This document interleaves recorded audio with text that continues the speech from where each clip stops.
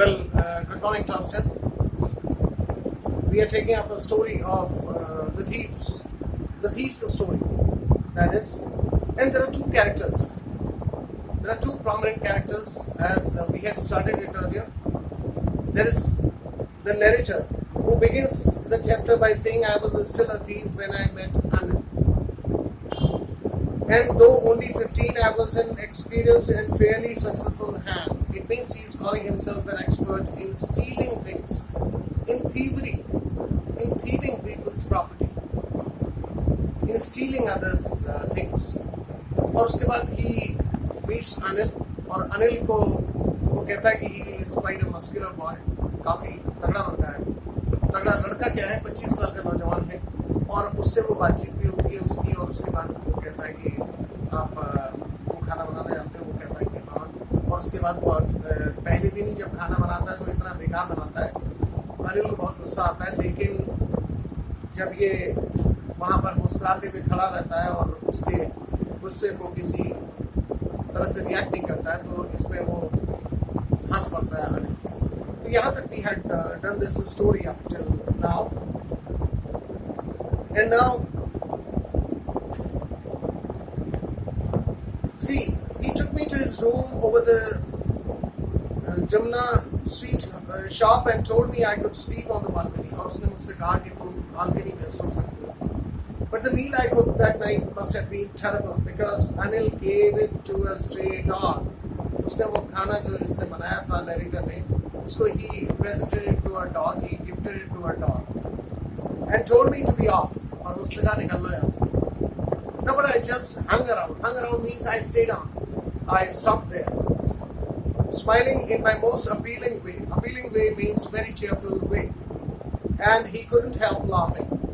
और वो अपनी हंसी नहीं रोक पाया अनिल, मतलब इसकी हरकतें देखकर. तो यहाँ से हम शुरू करेंगे. Later he patted me. This is at page number 9. And we are taking up the start from later. Later means afterwards. यानी कि बाद में. He patted me on the head, यानी कि सर पे उसने पैट किया, मुझे थपथपाया, and said, "Never mind. He would teach me to cook." यानी कि he himself would teach me to cook. यानी कि वो मुझे ट्रेन करेगा cooking. He also taught me to write my name. उसने मुझे मेरा नाम लिखना सिखाया, and said he would soon teach me to write whole sentences and to add numbers. यानी कि वो इतना मेहरबान हुआ, उसने कहा कि मैं तुम्हें sentences बनाना सिखाऊंगा और numbers सिखाऊंगा, counting वगैरह. I was grateful. Grateful means thankful. Remember the spelling, G-R-A-T-E-F-U-L. G-R-E-A-T, great अलग होता है. Great का मतलब महान. A person of great importance. वो G-R-E-A-T होता है बच्चों, और ये है G-R-A-T-E-F-U-L. तो इसलिए डिफरेंस को ध्यान में रखिएगा. G-R-A-T-E-F-U-L. यानी कि when you feel obliged towards someone, जब आप एहसानमंद किसी का मानते हैं अपने आप को, या कृतज्ञ मानते हैं, तो उसे स्पेलिंग होती है G-R-A-T-E-F-U-L. Notice the distinction or the difference. Now I was grateful. I knew that once I could write like an educated man. मुझे there would be no limit to what I could achieve. और मुझे पता था कि अगर मैं एक पढ़े लिखे इंसान की तरह, educated man, यानी कि पढ़े लिखे इंसान की तरह अगर मुझे लिखना वगैरह आ जाएगा, तो फिर मुझे कोई भी चीज़ कुछ भी अचीव करने में मुश्किल नहीं है. This is what he is thinking. Now it was quite pleasant working for Anil. Quite pleasant means I was delighted, I was happy. I was happy to work for Anil. I made the tea in the morning, means I prepared tea for him in the morning, and then would take my time buying the day's supplies. Day's supplies means the daily provisions, all the things that are used on day-to-day basis. So daily basis में वो तीन चीजें, यानी कि daily products जो use होते हैं, उनको खरीद के लाना. Usually making a profit of about ₹1 a day, और उसमें से भी ₹1 में मार लेता था मेरा, ₹1 कम से कम. I think he knew I made a little money this way, but he did not seem to mind. उसे भी पता था कि मैं ₹1 उसमें से उड़ा देता हूँ, और उसको लेकिन वो माइंड नहीं करता था Anil. Now Anil made money by fits and starts. Fits and starts means not regularly. He would get it intermittently. कभी मिल गया कभी नहीं. Made money by fits and starts.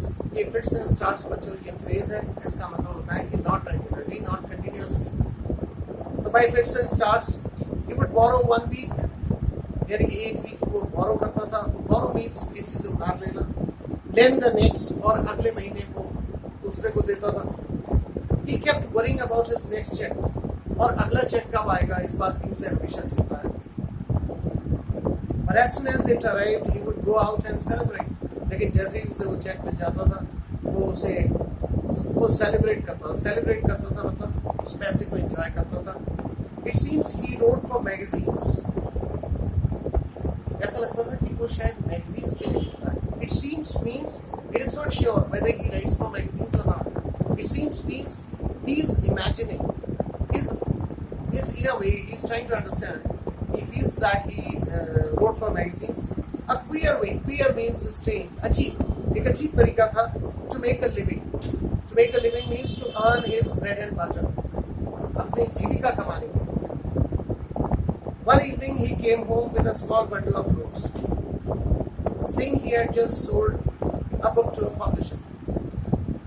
एक दिन वो एक bundle of notes means word, जो actual word हम यूज करते हैं bundle of notes के लिए बच्चों, वो है WAT, यानी कि नोटों की गड्डी को हम कहते हैं WAT। Remember this word, word of notes। शायद उसने वो बता रहा था कि he had just sold a book to a publisher, किसी पब्लिशर को, किसी प्रकाशक को उसने किताब भेजी है। This is what he said. At night, I saw him tuck the money under the mattress. और रात को मैंने देखा कि उसने चुपचाप से tuck money to forcibly put something inside the edge of something, और मतलब इसे wedge भी कहते हैं, WEDG, wedge also means, and tuck means you would forcibly thrust it inside somewhere. उसने वो मैट्रेस के नीचे यानी कि गद्दे के नीचे उसने छुपा दिया। I had been working for Anil for almost a month, यानी कि 1 महीने से मैं अनिल के लिए काम कर रहा था। And apart from cheating on the shopping, और जो शॉपिंग के टाइम पे तो मैं चीटिंग करता ही था, क्योंकि एक मैं रोज मैं उनसे उड़ा लेता था घर के सामान लाने के बहाने। Had not done anything in my line of work, or had not done anything in my line of work.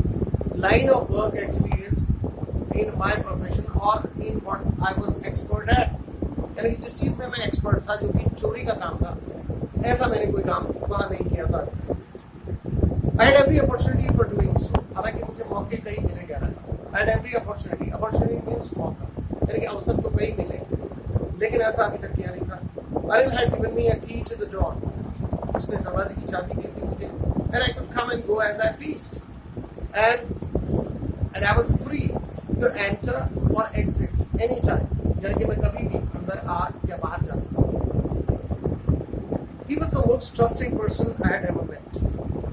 ऐसा भरोसा करने वाला, विश्वास करने वाला इंसान मैंने अब तक देखा है।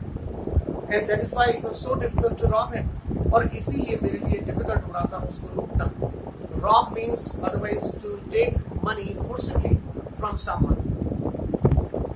It's easy to rob a greedy man.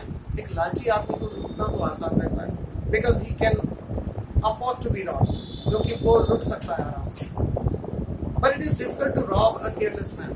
लेकिन इस तरह का careless आदमी, लेकिन जो concerned भी हो दूसरे के बारे में, उसको लूटना शायद मुश्किल होता है।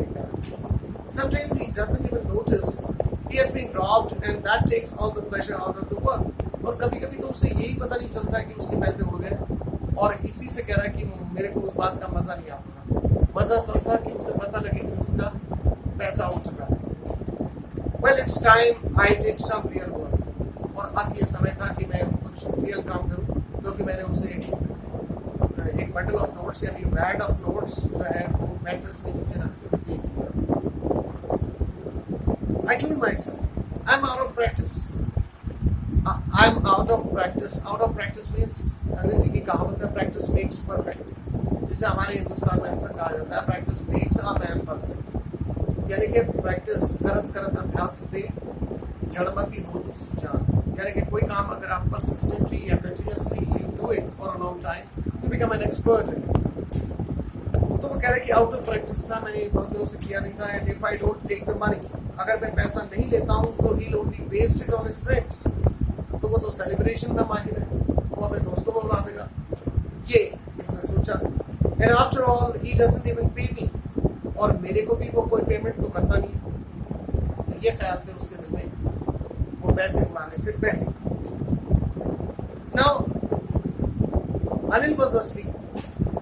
बच्चों, हम वैसे नॉर्मली, हालांकि स्लीपिंग करके हम अपनी इंडियन इंग्लिश में तो यूज करते थे, लेकिन जो वेस्टर्न यूरोपियन लोग हैं अक्सर यूज करते हैं कि I was asleep, he was asleep, सोते हुए। जब तक कि वो एडवर्ब का इस्तेमाल नहीं करते तब तक स्लीपिंग ऐसे ही नहीं यूज करते। जैसे माना ही स्लीपिंग साउंडली, और he sleeping deeply, he sleeping fast, he is fast asleep, he is fast asleep. तो ही स्लीपिंग का इस्तेमाल यूजुअली एडवर्ब के साथ होता है, जैसे ही स्लीपिंग बैडली, और लाइक दैट, मतलब एडवर्ब्स के साथ होता है। Anil was asleep. A beam of moonlight stepped over the balcony and fell on the bed. और एक किरण जो है, beam means the ray of moonlight, stepped over the balcony, balcony में पहुंची and fell on the bed, यानी कि वो moonlight bed पे गिरी।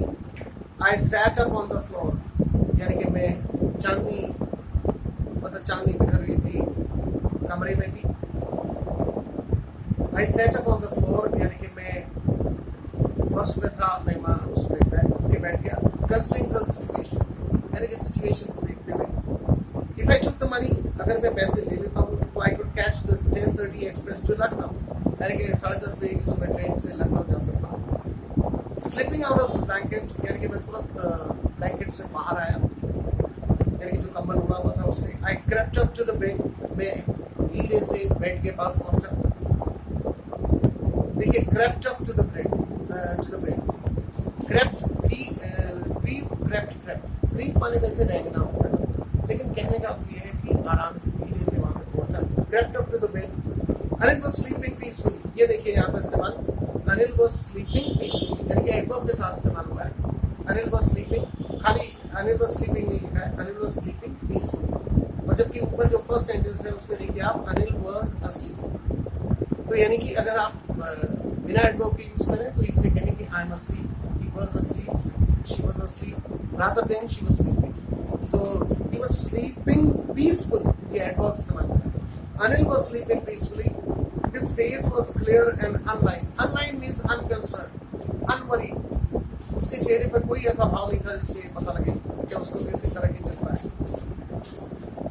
Even I had more marks on my face, मेरे चेहरे पे ज्यादा निशान दिख रहे थे चिंता के। Though mine were mostly scars, हालांकि मेरे जो थे वो scars थे, कह रहा है किसी चीज के निशान, करोच वगैरह के। My hand slid under the mattress. Slid, slide, slid, slid, slide। बच्चों आपको पता होगा स्कूलों में स्लाइड लगा होता है जिसमें एकदम से सरकने जाता है, तो स्लाइड वाले सरकना, उसका पास्ट टेंस है slid।